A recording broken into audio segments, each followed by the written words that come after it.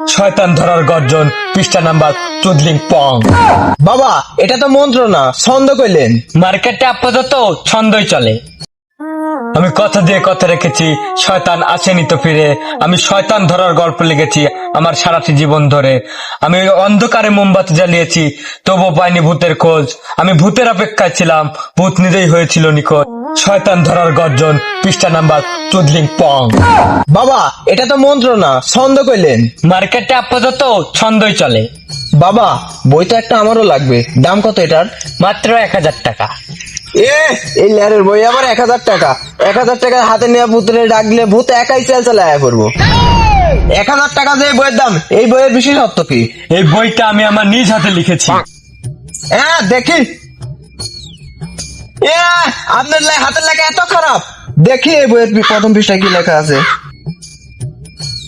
ভোদাই হওয়ার 120টি উপায়। 1000 টাকা দিয়ে এই বইটি কিনুন আর ঠাস করে ভোদাই হয়ে যান। সফল হতে গেলে তো এই বইটা আমার লাগবেই।